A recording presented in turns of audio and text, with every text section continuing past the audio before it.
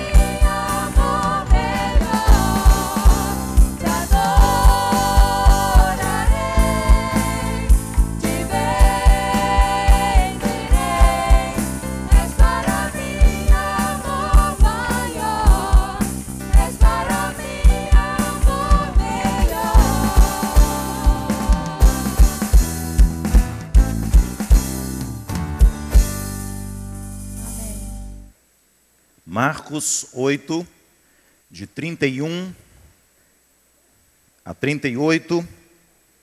Lerei o texto, por favor, acompanhem em sua Bíblia.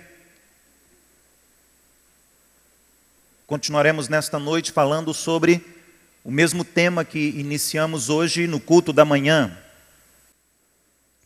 Perfeitas contradições. Hoje pela manhã falamos sobre ser fraco e ser forte.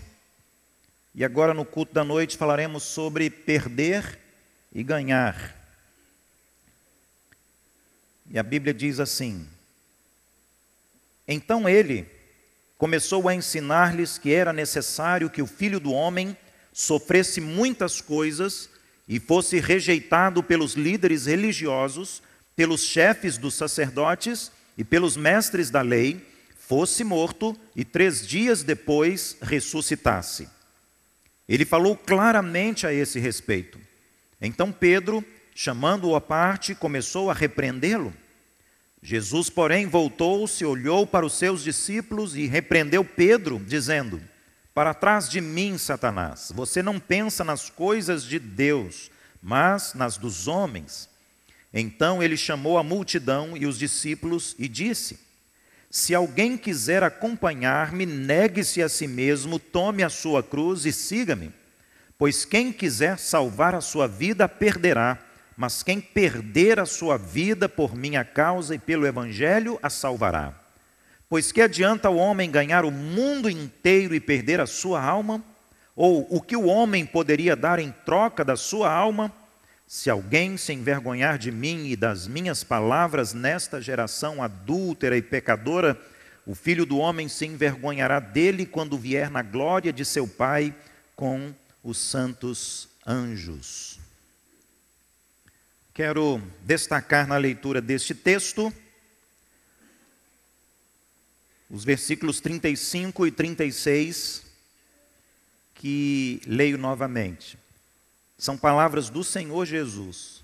Pois quem quiser salvar a sua vida, a perderá, mas quem perder a sua vida por minha causa e pelo Evangelho, a salvará. Pois que adianta o homem ganhar o mundo inteiro e perder a sua alma? Oremos. Pai, Deus do céu, da terra, do universo, somos gratos por este texto da Santa Palavra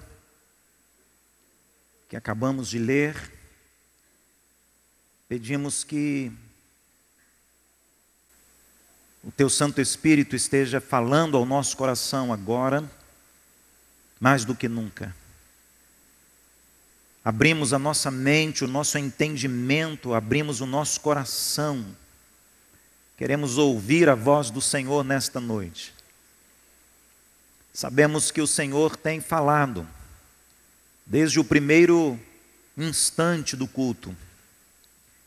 E sabemos que o Senhor continua falando. Ó Deus, mas agora quando temos lido a Tua palavra, este texto das Escrituras Sagradas, pedimos que esta palavra seja viva e eficaz. Que esta palavra alcance profundamente cada coração aqui. Abençoe, para que esta palavra, nesta noite, não volte vazia. Em nome do Teu Filho Jesus. Amém. Segundo os pesquisadores, a Bíblia Sagrada tem cerca de 2.000 textos que aparentemente são contradições. O texto hoje do culto da manhã, por exemplo, são palavras do apóstolo Paulo. Ele estava passando por um problema e o seu coração estava sofrendo. Paulo então diz que ele aprendeu com Deus a máxima de que quando ele estava fraco, era exatamente o momento em que ele estava forte. quando ele achava que estava fraco. E então ele buscava mais a Deus, sentia toda a sua dependência, toda a sua carência de Deus. Nesse momento em que ele parava de agir e de reagir, Deus se manifestava na vida dele e através da vida dele. Então, aos poucos, Paulo foi aprendendo que quando ele estava assim, fraco, fragilizado, cheio de lutas, de adversidades, de problemas, e no texto ele fala que Deus permitiu na vida dele um espinho na carne. Ele ouviu dos céus a expressão, a minha graça te basta, e ele aprendeu do céu, porque quando estou fraco é que sou forte. E de fato a Bíblia está cheia de textos assim. Citamos também 2ª carta aos Coríntios, capítulo 6. Nele o apóstolo Paulo apresenta também outra aparente contradição. Ele escreve assim: por honra e por desonra, por difamação e por boa fama, tidos por enganadores, sendo verdadeiros, como desconhecidos, apesar de bem conhecidos, como morrendo, mas eis que vivendo, espancados, mas não mortos, entristecidos, mas sempre alegres, pobres, mas enriquecendo a muitos, nada tendo, mas possuindo tudo. São textos aparentemente contraditórios. E uma contradição é isso: duas proposições contrárias. É impossível as duas serem ao mesmo tempo verdadeiras, é impossível ao mesmo tempo as duas serem falsas. Um bom exemplo é quando nós flagramos alguém contando alguma mentira. Só é possível descobrir o mentiroso quando ele contradiz uma afirmação anterior. Ele diz acerca do mesmo assunto duas versões diferentes.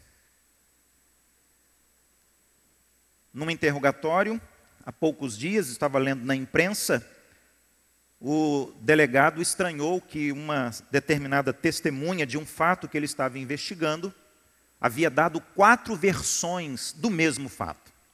A pessoa viu apenas um acontecimento, mas ela narra 4 acontecimentos distintos. Ora, apenas um deles é verdadeiro e os outros 3 são falsos. Falar em contradições no Brasil é fácil porque nós convivemos constantemente com contradições, paradoxos. Também citamos hoje pela manhã as pesquisas que revelam o fato dos executivos brasileiros serem os mais bem pagos do mundo. Seus salários são semelhantes aos executivos de grandes empresas que estão em Nova York, em Londres, em Singapura, em Hong Kong. Ao mesmo tempo, o salário mínimo do brasileiro possui um poder de compra comparável a países que também, como nós, são do terceiro mundo. O poder de compra do salário mínimo no Brasil, na verdade, é inferior a países como a Argentina, o Equador, a Venezuela, o Paraguai. Nesta segunda mensagem da série Perfeitas Contradições, chamo a atenção dos irmãos, amigos, para o texto que lemos e quero destacar os versos 35 e 36, porque aqui Jesus fala que para ganhar é preciso perder. Se você quer ganhar, você precisa perder. Se você quer ser vitorioso, você precisa passar pela experiência da derrota. Como é isso? O texto diz assim: pois quem quiser ganhar a sua vida, a perderá. Mas quem perder a vida por minha causa e pelo Evangelho, a salvará. Pois, que adianta o homem ganhar o mundo inteiro e perder a sua alma? Aparentemente é um texto complexo, é um texto difícil. Ora, Como é possível perder a vida para ganhar a vida? Como é possível? Mas é exatamente isso o que Jesus está dizendo, e nós vamos aprender o que isso significa hoje à noite. A vida é o que você tem de mais precioso. Nada tem mais valor para qualquer um de nós do que a nossa vida. Nada é mais importante para mim e nada é mais importante para você do que a vida. E tudo nós fazemos em favor da nossa vida. Temos instintos que muitas vezes são semelhantes a instintos animais, quando o assunto é defesa, quando o assunto é preservação da nossa vida, da nossa existência. Nos tornamos leões, quando temos que defender a integridade física, quando temos que defender a nossa vida, quando temos que defender a vida de alguém que amamos. A pergunta que é importante nós fazermos nesse momento para entendermos o que Jesus estava dizendo no texto é esta: o que você tem feito com a sua vida? Como você tem vivido a sua vida? Esse bem que é o bem mais precioso, aquilo que há de mais importante que eu e você possuímos. Bem, para ajudar você a raciocinar a este respeito, eu quero sugerir que há pelo menos 3 respostas para esta pergunta.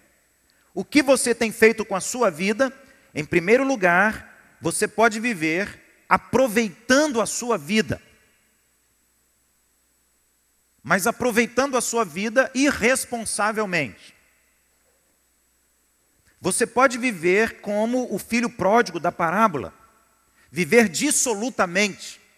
A Bíblia diz que ele pediu ao seu pai o valor da herança que tinha direito e ele saiu pelo mundo afora vivendo adoidado, gastando todo o seu dinheiro nas farras, no entretenimento, nas diversões, certamente que gastando o seu dinheiro com bebidas e todo tipo de festa, de celebração, certamente também gastando todo o seu dinheiro com seus amigos, com as mulheres. Esta é uma primeira resposta. Sair pelo mundo, divertir-se, mas no final descobrir que, na verdade, não aproveitou a vida. Pelo contrário, desperdiçou a vida. Quando ainda estava pastoreando uma igreja em Curitiba, lembro que um senhor, no domingo à noite, tomou uma decisão por Cristo e veio conversar comigo durante a semana no gabinete pastoral. E a primeira pergunta que ele fez foi: pastor, como eu faço para recuperar todos os anos que eu perdi? Aquele homem descobriu que ele aproveitou, entre aspas, muito, pelo menos sob o seu ponto de vista, e agora ele estava descobrindo que de fato havia desperdiçado. E muitas pessoas estão vivendo assim. Num mundo de morte. Muitas pessoas não estão valorizando a sua vida, mas estão desperdiçando, jogando a sua vida no lixo das mais variadas formas. Vivendo irresponsavelmente, desequilibradamente. Em segundo lugar, em resposta a esta pergunta, o que você tem feito com a sua vida? Você pode responder assim: eu estou vivendo para mim mesmo. Eu estou vivendo uma vida limpa, íntegra, eu estou vivendo uma vida justa, reta, vivendo com a minha família, com os meus amigos, eu estou vivendo para os meus estudos, para o meu trabalho e para o meu lazer. E você olha para uma pessoa assim e você diz: não há nada de errado. Mas sabe, eu tenho um livro muito interessante na minha biblioteca, que o tema, que está na capa do livro naturalmente, diz tudo. O título desse livro é Quando Ser Bom Não Basta. É pouco. Eu conheço muitas pessoas assim, e há muitas pessoas que estão vivendo assim. Trabalham, estudam, são responsáveis com a sua família, são comprometidos, são honestos. Mas ainda assim, esta não é a melhor resposta para a pergunta: o que você tem feito com a sua vida? Porque, em terceiro lugar, você pode decidir que vai viver a sua vida lado a lado com o Senhor Jesus. Você pode decidir que você vai pegar o seu bem mais precioso, que é a sua vida, os anos, os meses, as semanas e dias da sua vida, e que você vai entregar a sua vida para o Senhor Jesus, que você vai investir a sua vida num relacionamento com Cristo, que você vai viver para Ele em todas as coisas, que você vai viver buscando conhecer a Deus cada dia mais e mais, e que você vai viver obedecendo à vontade de Deus. Também conheço algumas pessoas cuja resposta para a pergunta é esta terceira alternativa, é esta terceira opção. E essa terceira maneira de viver a vida é o que Jesus estava tentando explicar aos seus discípulos nas palavras do texto que nós já lemos aqui nesta noite. Paulo já havia aprendido essa máxima. É por isso que ele escreveu assim: fui crucificado com Cristo, e assim já não sou eu quem vive, mas Cristo vive em mim. E a vida que agora vivo no corpo, vivo-a pela fé no Filho de Deus que me amou e se entregou por mim. Ganhar tudo, sob o nosso ponto de vista, significaria ganhar o mundo inteiro com todas as suas riquezas e glórias, com todos os seus prazeres e honras. Mas do ponto de vista de Deus, isso significa perder tudo. Isto significa perder tudo. Quando o Senhor Jesus foi para a cruz do Calvário, todas as pessoas olhavam para Ele, inclusive os discípulos de Jesus, e pensaram a mesma coisa. Acabou. Fracasso, derrota, perdemos tudo. Perdemos os 3 anos que nós investimos seguindo esse homem. E agora, o que será de nós? Prejuízo total. Com a morte é o fim do sonho, é o fim da história, é o fim da nossa esperança. Mas algum tempo depois, aqueles homens e mulheres que ali estavam, descobriram que na morte de Jesus, de fato estava a vida. Na morte de Jesus na cruz do Calvário, de fato estava a vitória. E que aquela morte na cruz do Calvário não era fracasso, mas era sucesso. Eles não estavam perdendo quando Jesus foi para a cruz do Calvário, mas eles estavam ganhando quando o Senhor Jesus foi para a cruz do Calvário. Porque se hoje nós temos a promessa, a garantia e a esperança da vida eterna, é porque Jesus morreu, morreu por mim, morreu por você. Vejam que contraste, que contradição, que paradoxo. A morte que trouxe a vida, a morte que faz nascer a vida, a morte que é responsável pela vida e a morte que é o único caminho para a vida. Aqui está a grande contradição do texto. Todas as tentações que vêm sobre nós estão incluídas aqui nesta palavra do Senhor Jesus.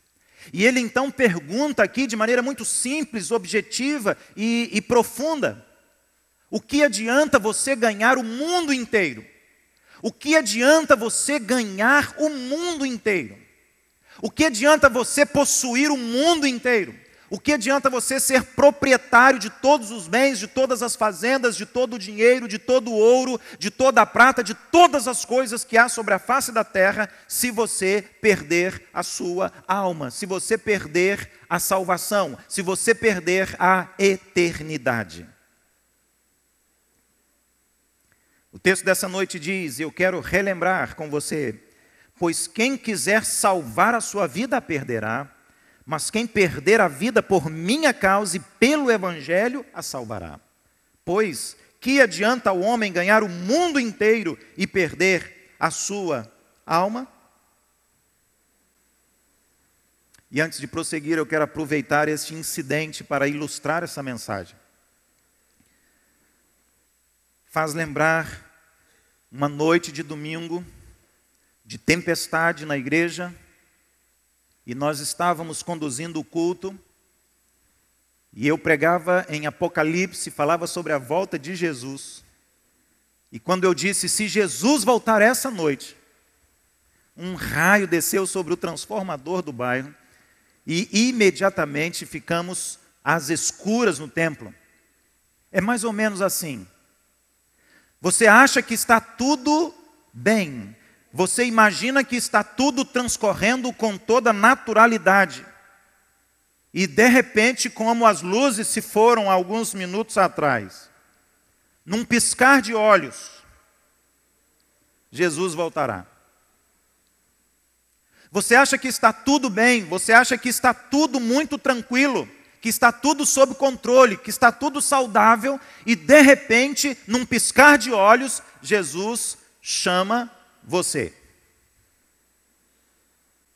Eu quero trazer alguns ensinamentos práticos acerca deste texto e acerca dessa mensagem.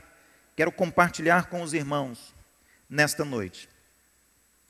E a primeira delas, ao falarmos aqui sobre perdendo para sair ganhando, com base em Marcos capítulo 8, versículos de 31 a 38, eu quero dizer que em Jesus, perder é ganhar, porque o dinheiro não compra a salvação. Os nossos bens materiais não compram a salvação. O dinheiro ou as coisas que você possui não servirão jamais para você ganhar a vida eterna para a sua alma. E Jesus pergunta aqui no texto, o que adianta ganhar o mundo inteiro? O que adianta ser a pessoa mais rica do planeta? O que adianta? Claro que ser rico não é pecado. Você pode ser rico. Isso é uma bênção. Mas quando você vive só para ser rico, aí você está em pecado. Quando você coloca a sua riqueza como um Deus, como algo que você adora, que está em primeiro lugar no seu coração, na sua mente, na sua vida, então isso se torna pecado, isso é idolatria, e então acontece aquilo que Jesus já havia dito: é mais fácil um camelo passar no fundo de uma agulha do que um rico entrar no reino do céu. Ouça, a vida é curta e o dinheiro perde totalmente o seu valor quando uma pessoa vai para o túmulo. A vida é passageira, a vida é curta. E todo o dinheiro que você tem, todos os bens que você possui, não seguirão com você para o túmulo. Minha origem é Minas Gerais. Conheço muitas cidades em Minas e também conheço muitos cemitérios em Minas. Lembro que uma vez estava pregando numa igreja de um pastor amigo e naquele final de semana da série de conferências, um membro da igreja dele faleceu. E então nós participamos do culto e depois acompanhamos os amigos e a família para o sepultamento daquela pessoa. Fiquei impressionado. Poucas vezes eu havia entrado num cemitério tão bonito.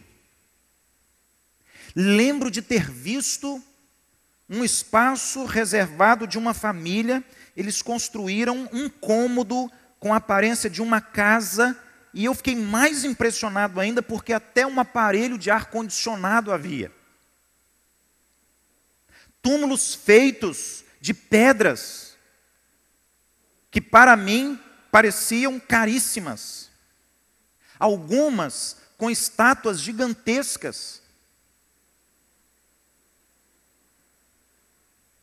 E naturalmente que olhar aqueles túmulos diferentes, e alguns maiores e outros menores, dava a ideia de que as pessoas que estavam ali, ou o corpo das pessoas ali, eram de famílias poderosas, famílias ricas, etc. Mas o cemitério que mais chamou a minha atenção e que não sai da minha memória é o cemitério da cidade onde eu pastoreei por quase 8 anos. Também em Minas Gerais. O prefeito decidiu que naquele cemitério todos os túmulos seriam absolutamente iguais. Fosse rico, fosse pobre. Tivesse pós-doutorado ou não soubesse ler nem escrever. Fosse de que nacionalidade fosse, de que cor fosse. Viesse de onde viesse. Todos eram levados a túmulos totalmente iguais. A única diferença era o número deles. A vida é curta e o dinheiro perde totalmente o seu valor quando uma pessoa desce ao túmulo. Em Jesus, perder é ganhar também, porque a salvação vale mais do que todas as coisas. A salvação vale mais que tudo. Vale a pena em Cristo Jesus perder para ganhar? Ser rico e ser salvo seria o ideal. Mas a Bíblia diz que na maioria das vezes, a riqueza é como uma venda nos olhos. Infelizmente, a riqueza funciona na vida da maioria das pessoas como uma barreira, um obstáculo intransponível até Deus. As pessoas começam a amar o seu dinheiro e colocar toda a sua confiança nos seus bens materiais. Infelizmente. Mas em Cristo perder é ganhar, porque a salvação vale mais do que todas as coisas que você possa imaginar. A grande maioria dos ricos não consegue buscar a Deus. A grande maioria acha que não precisa de Deus. A grande maioria acha que é possível viver sem Deus. Ou a grande maioria acha que o dinheiro, na última hora, pode resolver. O dinheiro deixa as pessoas surdas, cegas, com seu coração fechado, trancado. Mas a este respeito eu tenho uma pergunta para você refletir nessa noite. O que é melhor? Ser rico ou ser salvo? Se você tivesse que escolher entre ser rico e ser salvo, qual seria a sua decisão? Pense bem, porque a salvação vale mais do que tudo. E no texto Jesus está dizendo: o que adianta alguém ganhar o mundo inteiro e perder a sua alma? Sua riqueza será uma maravilha, somente durante alguns anos da sua vida. Mas a eternidade não dura apenas algumas dezenas de anos, a eternidade é eterna. A eternidade dura para sempre. E por último, em Jesus Cristo, perder é ganhar, porque ganhar a salvação é ganhar tudo. Dinheiro a gente ganha, dinheiro a gente perde. Dinheiro a gente ganha de novo e dinheiro a gente perde outra vez. Mas com a salvação é diferente, porque se você perder a salvação, ou a oportunidade da salvação, você não será capaz de voltar atrás para recuperar o que você perdeu. Dinheiro a gente ganha, a gente perde. Mas com a salvação é diferente. Se você perder a oportunidade de tomar uma decisão por Cristo e salvar a sua alma, você vai para o inferno e lá você permanecerá para sempre. Porque após a morte será impossível mudar o destino da sua alma. Quando estava concluindo o meu curso de bacharel em teologia, fiz uma monografia de conclusão do curso, falando exatamente sobre a morte no Novo Testamento. E pesquisando sobre este assunto, eu descobri acerca de uma determinada religião que mesmo depois da morte da pessoa, se a família pede, eles podem promover o batismo da pessoa e a inclusão do nome da pessoa no rol de membros da igreja. E naturalmente que também, mesmo depois de morto ou de morta, a pessoa pode ganhar a salvação. Não há qualquer respaldo bíblico para este pensamento. Isto é mais do que uma heresia. Porque depois que você morre, não é mais possível mudar absolutamente nada. O escritor William Barclay disse que muitas pessoas vendem a honra, os valores, a consciência e até mesmo a alma para alcançar dinheiro, para ganhar bens materiais, honra, glória e prazeres. São pessoas que ainda não descobriram que nenhum tesouro do mundo é capaz de comprar de volta uma alma que se perdeu. Nenhum dinheiro do mundo é capaz de comprar a salvação de uma alma que se perdeu. Sobre este texto, o pastor Warren Werbs escreveu o seguinte: a advertência de Jesus aqui é muito clara. Ao desperdiçar a vida, não haverá mais como comprá-la de volta. Perder a sua alma é equivalente a desperdiçar a vida inteira, perdendo a oportunidade que Deus lhe deu. Em outras palavras, você pode ganhar o mundo inteiro e ser um sucesso aos olhos dos homens, e mesmo assim ser pobre, não ter nada, e chegar à eternidade diante de Deus com as suas mãos completamente vazias. Perdendo para ganhar. Em Cristo, perder é ganhar. Porque o dinheiro não compra a salvação. Porque a salvação vale mais do que tudo. E porque ganhar a salvação é ganhar tudo. Feche os seus olhos, curve a sua cabeça. Nós vamos concluir esse momento, essa parte do culto. Aqueles que estão assistindo o nosso culto pela TV, aqueles que estão assistindo o nosso culto pela internet, e vocês que aqui estão no templo, eu preciso concluir fazendo uma pergunta muito importante. E a pergunta é esta: você quer ganhar? Para ganhar, espiritualmente falando, antes é preciso perder. Estar disposto a abrir mão da sua vontade, abrir mão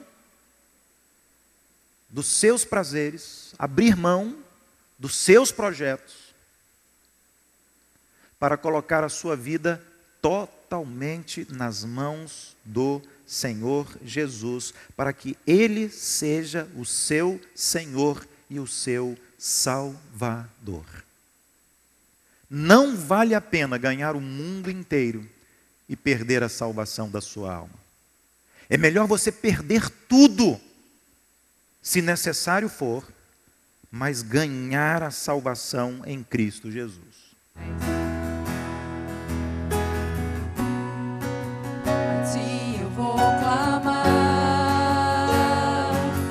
Tudo vem de ti, e tudo está em ti.